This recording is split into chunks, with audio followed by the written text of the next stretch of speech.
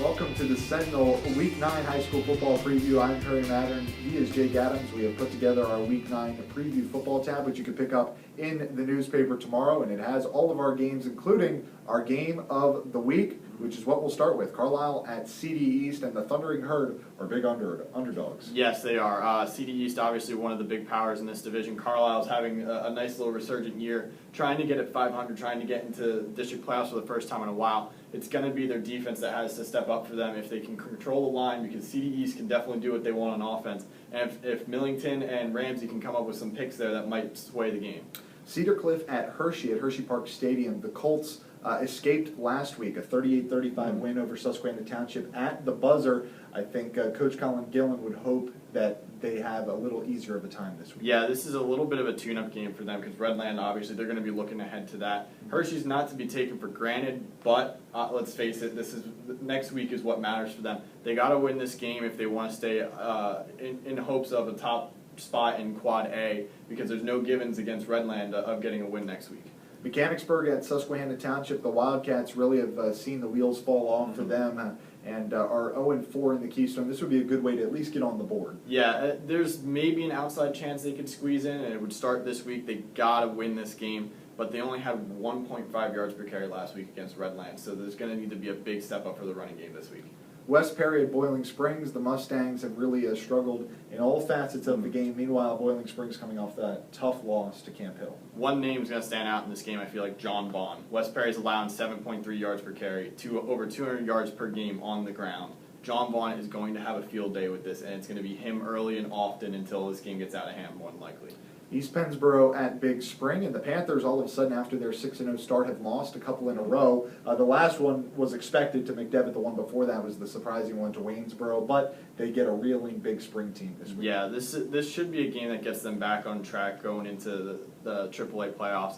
Big Spring's only chance here, they've forced 17 turnovers. They're going to have to force more in this game because this offense doesn't finish drives ever. They don't have a passing game really to go along with what is actually a decent running game, but they've only gotten 1,500 yards total on offense this year, which is what some rushing attacks have.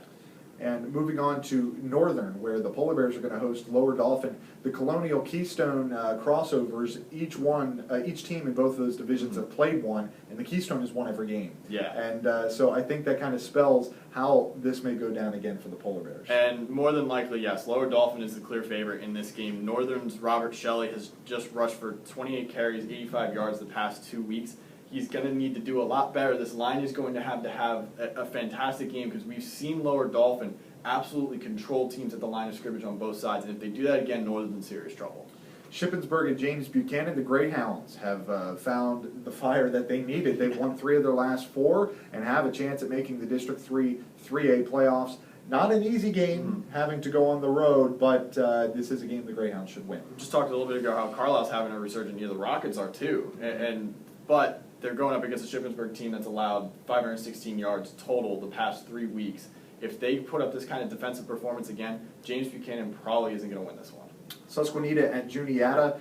Unfortunately for the Blackhawks, it appears that they have already missed their chances to get a win this season in a tough Tri-Valley League, and this is one of the best, if not the best team in the league in Juniata. Yeah, Juniata is going to have its way rushing the ball. They've got a runner that's averaging double-digit carries, 36 yards per catch too, so it's basically going to be he's going to do what he wants. Susquehanna is only is allowing over 200 yards per game on the ground. Chance Schwartz, likely the guy all over the Susquehanna scouting report this week. Our 3 key games. Let's start at Chapman Field. Once again, Cumberland Valley. It seems like they're in the key games every week, and that's what happens when you play in the Commonwealth Division. But they get State College, and this is an interesting game. By the records, you think, hey, the Eagles should have no problem, but State College is much better than the record indicates. And we got to look at, I think, Central Dolphin and CD East as the 2 games to compare these teams with. State College lost those games by a combined 5 points. Cumberland Valley, on the other hand, has won one, but also was blown out in the other pretty convincingly. Since that game, they've gone on a 3-game winning streak. But that doesn't mean State College is to be taken for granted here. Right. State College has plenty of weapons offensively. The key is going to be here, can Tim Spinelli, who's the Eagles' do-everything player, basically, can he keep up the hot streak he has? On offense, he's scoring 8 touchdowns the past 3 weeks. He's basically taken all the work off of Jacob Hunt at quarterback, who's only thrown 21 passes the past 3 weeks. So really, if they can keep doing this formula that they have the past few weeks has really worked for them. And the offense isn't quite there, obviously, we've been talking about it, but against State College, that might be just barely enough.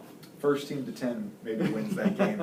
We've said that a lot about them. No doubt about it. Bishop McDevitt at Redland, and it's now Redland's turn to slay the beast. I think that's exactly what I wrote in the capsule for this one, because each Keystone team has taken their best shot. Cedar Cliff really took the best swing at them, and now it's Redland's turn. And unfortunately for Redland, they are a little one-dimensional on offense. And that's not necessarily a bad thing, because it's worked fantastically for them all year. The only time it really got them into trouble was against Lower Dolphin, and even then they had a decent game offensively. I think the key here is Andre Robinson for McDevitt is back and now healthy, and he's had a couple games under his belt now to kind of get back into the groove. Redland is kind of a Jekyll and Hyde situation on defense. They allowed 9 yards per carry against Lower Dolphin a couple weeks ago, but then they allowed a yard and a half to Mechanicsburg last week. So what side's going to show up? If they can play the kind of game they did against Mechanicsburg, who granted doesn't have the kind of line that some of the other teams in this division do, they're going to have a better game, because if Andre Robinson gets rolling, it's all over. It really is, with the amount of balance that they have, so many weapons on the Crusaders' side, and then same deal as it was with Cedar Cliff. Again, this game, no matter what happens, it only matters what happens next week for those two teams. And this could be another District 3 game a couple weeks down the line. This might be a matchup we're looking at. Both of those teams in the top 3 in District 3, 3A. All right, our final key game, Camp Hill at Trinity, rivalry game coming up at Cobo Field behind Trinity High School. And Camp Hill last week, they had the huge win over Boiling Springs, and they huddled together after that game was over, and then they all yelled, Trinity.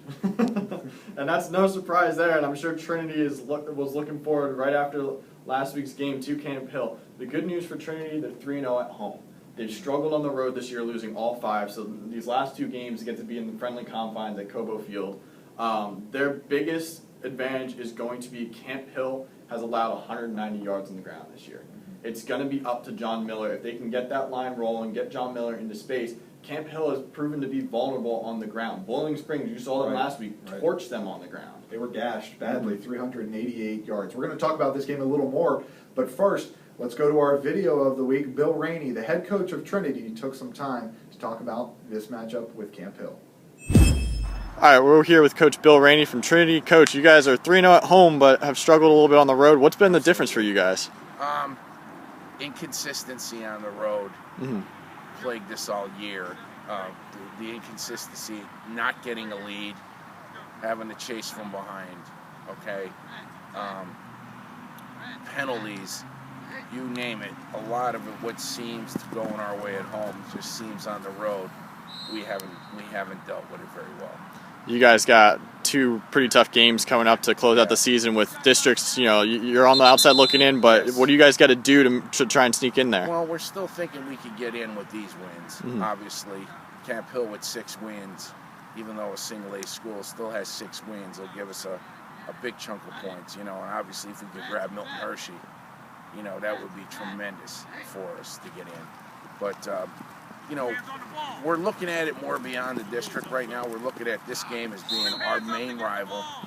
Camp Hill is our rival. They beat us last year. We certainly don't want to make it 2 in a row. That's the way we're going to approach it. We're going to go 1 game, and this is the game right now. Milton Hershey will be next week. We'll worry about it then. It's Camp Hill this week. What do you guys got to do with the offense that they have? They've put up a bunch of points the past 2 weeks. What do you got to do to slow them down? Now we got to get a pass rush, first of all. Without a pass rush, he's a tremendous quarterback. He'll pick us apart. If we don't get a pass rush on him, certainly that's the starting point. We got to go defensively, okay? Second one, defensively, now they spread you out. You got to worry about Billy Williams, obviously, and he can really go. He has tremendous speed. He's tremendous speed. The offense, in my opinion, runs through Bill Williams.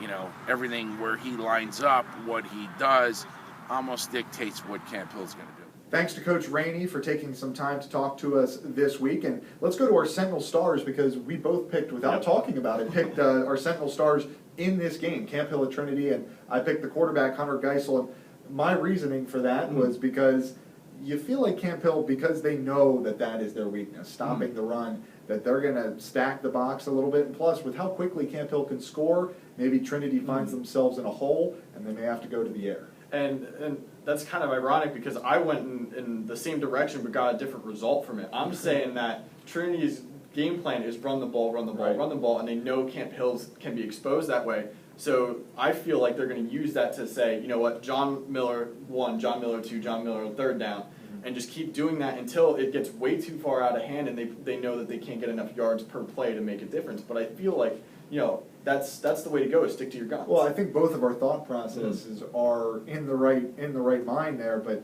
I think Miller is actually more key in this game because if he is running the ball well, that means Camp Hill's not on the field. Yeah. And they're scoring points, which is obvious, Yeah. but keeping Camp Hill's offense off the field is really the number one thing to do when you play the Lions. And teachers say, you know, there's never a wrong answer. So we're gonna find out here who might be right. Maybe we're both right. Maybe we're both completely wrong. Who knows? We'll see. Jake's going to be at that game. I'm going to be at Redland and Bishop McDevitt.